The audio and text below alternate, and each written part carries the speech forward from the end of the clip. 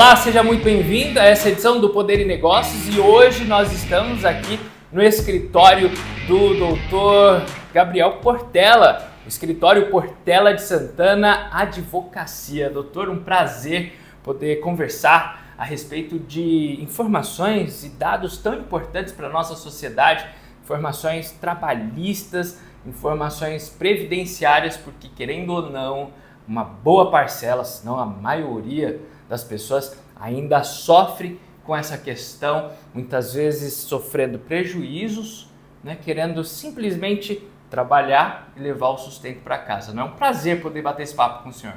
Prazer é meu, Thiago, estar aqui com vocês, participando desse programa, né, e compartilhando um pouquinho aí de informações na nossa área de atuação, né, trabalhista, previdenciária, aí de alguma forma levando informação aí para a sociedade. Agora, se a gente levar em consideração o número de ações que foram movidas no ano anterior contra empresas por causa de ter lesado profissionais que se sentiram lesados e ações que geraram um grande impacto, porque o número foi bem maior do que nos anos anteriores, principalmente ano 2022, e isso já mostra um avanço do que já estava sendo um retrocesso na justiça trabalhista, não, doutor? Na verdade, nós tivemos aí, historicamente, um recuo das ações trabalhistas após a reforma trabalhista de 2017. Né? Houve todo um temor com as novas legislações, novas normas processuais, que levaram a muitas pessoas a repensarem o processo trabalhista. Mesmo o trabalhador que foi lesado, ele ficou com um certo receio de ingressar na justiça para reclamar os seus direitos. Né? E um dos principais tópicos da reforma trabalhista que, vamos dizer, aterrorizou os trabalhadores foi a questão de sucumbência, não é? Que é pagar as custas do advogado da empresa caso ele perdesse a ação. Isso foi muito divulgado pela mídia, de alguma forma, eu acho assim, de uma forma até um tanto temerária foi divulgado isso, porque o poder econômico, os empregadores, eles tinham interesse em reduzir as ações. Eu até simplesmente falo e repito isso o seguinte: se a gente quer resolver essa questão do processo trabalhista, reduzir o número de ações, é só cumprir a lei. Né? O melhor caminho para se reduzir o número de ações trabalhistas é cumprir a legislação. Claro, vai vir aqui um questionamento de que existem inúmeras legislações, que é muito complexo. Não tiro essa razão, mas o caminho não é simplesmente dificultar o caminho para o trabalhador ao acesso ao judiciário. Não é esse o caminho. O caminho é realmente ter uma modificação de lei. Eu acho que melhorar as condições tributárias, de contribuições trabalhistas para o empregador, e assim ele consegue, não é, cumprir com as suas obrigações fiscais, tributárias e previdenciárias e principalmente salarial com o empregado. Porém, com a reforma trabalhista, houve sim um temor, né, por parte dos empregados de que se ele entrasse na justiça ele poderia perder o processo. E não somente perder, ele teria que pagar as custas do processo, pagar o advogado que representou a empresa, né? Então, muitas vezes o trabalhador não tinha condições nem de pagar um advogado para si mesmo, quando dirá pagar as custas da empresa. Sim. Hoje, sim, falo por mim, mas eu sei que a maioria dos advogados trabalhistas que trabalham para o trabalhador trabalham com contrato ad êxito, ou seja, ganham pelo resultado, ele participa do risco do trabalhador. Normalmente não se cobra, né? Não é proibido cobrar, mas a prática normalmente leva o advogado trabalhista ele participar do risco do empregado. Então, normalmente, o empregado, o trabalhador, consegue contratar um advogado, até mesmo de qualidade, de um escritório de renome, porque ele não vai pagar inicialmente nada, né? Normalmente não se tem essa prática.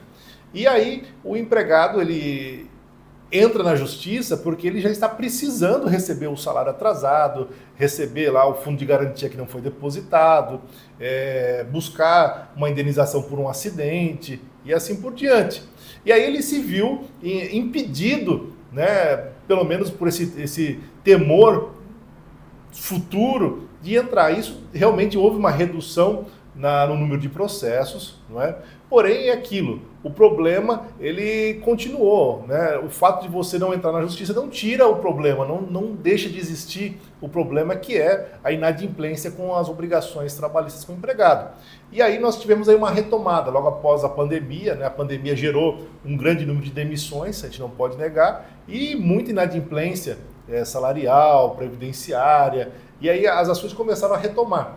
Porém, nós tivemos aí esse longo período aí, 21, 22 e 23, uma indecisão com relação à justiça gratuita. O empregado vai pagar ou não vai pagar as custas se ele perder o processo? E aí os tribunais foram se posicionando, né, sempre dizendo, olha, não, a gratuidade ela existe para todo e qualquer cidadão brasileiro, isso está na Constituição Federal. Então, por exemplo, hoje se eu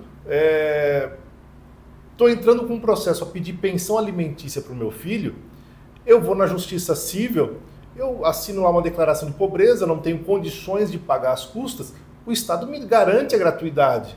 Quer dizer, eu não vou recolher custas, não vou pagar nenhuma perícia que tenha que ser realizada durante o processo, e também, se caso eu perder, eu não vou pagar nada para o advogado da parte contrária, porque eu sou considerado pobre nos termos da lei. Tá? Só relembrando, a reforma trabalhista ela classificou como pobre, né, aquele pobre legal, aquele que ganha até 40% do teto do INSS, tá?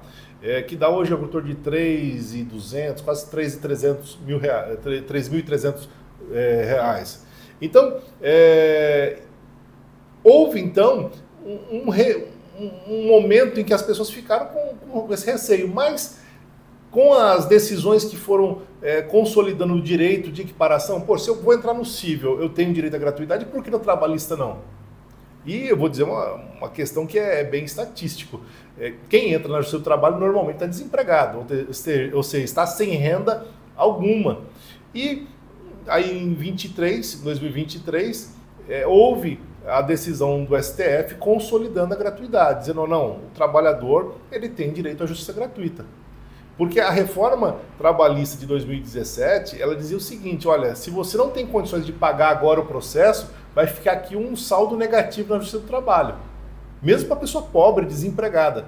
O dia que você tiver um outro processo na Justiça do Trabalho, que você tenha crédito, vai ser descontado para você pagar os honorários do advogado que você perdeu do outro processo, às vezes de uma outra empresa. Quer dizer, era já para inibir o trabalhador de buscar os direitos dele. Sim. Já de uma maneira, olha, vai ser complicado para você tentar aqui... É um desestímulo. Exatamente. E um desestímulo de buscar o próprio direito. Porque, com certeza. Como o senhor disse, ele estava indo atrás de algo que férias às vezes não paga, FGTS às vezes não depositado, são direitos que muitas vezes a empresa não faz às suas vezes e o trabalhador sai no prejuízo. Com certeza. É a mesma coisa, Thiago, assim, parece um tanto absurda a comparação, mas é a mesma coisa dizer para você assim, olha, para acabar com a doença no Brasil, vamos tirar os remédios das farmácias? Vamos fechar os postos de saúde, que daí acaba. Quantos pacientes? Não tem nenhum paciente, porque não tem leito, não tem posto. É a mesma coisa. A Justiça do Trabalho, através do processo trabalhista, é um remédio para se solucionar um problema social. Exatamente. Né? Agora, falando em termos gerais, a principal questão de ação judicial trabalhista nesse período e possivelmente é a que vai se repetir nesse próximo ano de 2024, que ainda não saiu o balanço, mas de 2023. Qual foi a principal, doutor, ação trabalhista movida contra as empresas? Porque isso já mostra exatamente um perfil. Os tribunais, né? Nós temos os tribunais regionais, né? Do trabalho, que normalmente tem um aí por estado, excepcionalmente em São Paulo nós temos dois, um em Campinas e um em São Paulo.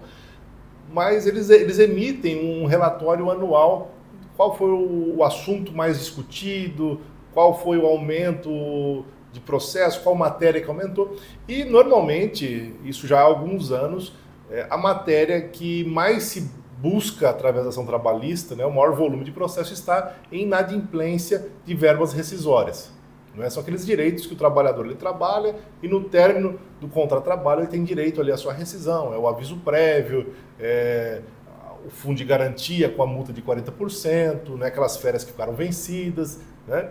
E aí, esse é o principal tema. Daí, segundo lugar, fica sempre ali entre hora extra, adicional de insalubridade, e aí depois os outros danos, mas em primeiro lugar sempre é verba rescisória. E por que, doutor, que as empresas elas deixam de fazer esse cumprimento? Como o trabalhador identifica essa diferença na hora de receber as verbas rescisórias? Tem um termo de rescisão do contrato de trabalho que está ali elencado, todos os direitos estão sendo pagos ao trabalhador. Não é? Então, ali tem, se ele foi demitido, tem ali a férias proporcional, tem o 13º, tem o aviso prévio. Então, ele vai checar e ele vai ver se aquele total corresponde ao direito que ele realmente tem. Isso é um detalhe. Quer dizer, a inadimplência da rescisão, normalmente, ou ela é total, né, ou ela é parcial, mas é checada através desse termo. Mas uma inadimplência que é muito comum é do fundo de garantia, que muitas vezes passa meio desapercebido do trabalhador. Por quê? O fundo de garantia, para cada mês trabalhado, do salário que você recebe, o empregador deposita 8% do seu salário, da sua remuneração, no FGTS, né, que é depositado na conta da Caixa Federal. E quando vai se passando aí o tempo de contrato de trabalho, muitas vezes o empregado ele não observa o seu extrato. Esse extrato ele até pode baixar o aplicativo da Caixa e ir acompanhando mês a mês os depósitos que a empresa está fazendo, porque ela é obrigada a depositar mês a mês ali os 8% do FGTS. Mas tem empresa que às vezes vai pulando esses pagamentos, falhando com esses pagamentos, e aí na rescisão a empresa, quando ela vai pagar, às vezes ela paga a multa, que é de 40%, em cima daquilo que ela depositou, mas ela já depositou de forma errada, não é? E um detalhe, né? Hoje, uma coisa, Tiago, que eu tenho observado, que hoje, através das redes sociais, acesso à internet, o trabalhador ele está mais bem informado, não é? E aí, o que acontece? Quando ele observa que a empresa não está cumprindo com o depósito FGTS, ele vai lá e cobra. Olha, patrão, olha, eu vi aqui no meu extrato, está faltando. Daí, normalmente, sempre o patrão fala o seguinte, olha, é o problema do contador. Sempre joga a culpa para o contador. O contador deve ter errado na guia. Só que vai se passando um mês, 2, você vai ver que não está tendo, às vezes, o depósito correto. O empregado reclamou, cobrou e viu que a empresa não está tendo o pagamento regular do seu FGTS, e normalmente vem acompanhado do INSS também, que é a contribuição que vai para o INSS, a empresa normalmente deixa de pagar INSS e FGTS. Isso é o sinal, às vezes, que a empresa não está bem financeiramente, não consegue cumprir, então ela paga lá o salário do empregado, mas as obrigações acessórias acabam não cumprindo. E aí, um cenário que tem acontecido que é bastante interessante é que o empregado hoje ele não se conforma mais e também não está deixando somente no momento que ele for demitido de buscar os direitos. Eu tenho visto aqui, principalmente no nosso escritório, um índice alto de rescisão indireta, que eu chamo popularmente de justa causa no patrão. É aquele patrão que não está cumprindo com os direitos, pagamento de FGTS, pagamento de férias, salário, ele vai lá na justiça, ingressa com uma ação, que chama rescisão indireta, e pede o seu desligamento da empresa, e aí a condenação da empresa a pagar todas as suas verbas rescisórias e os direitos que ele não tinha. Então isso, doutor, é aquele negócio de, eu vou demitir o meu patrão. Isso. O termo vem disso. É a demissão, é um direito que o empregado tem, né? O contrato trabalhista, ele é bilateral.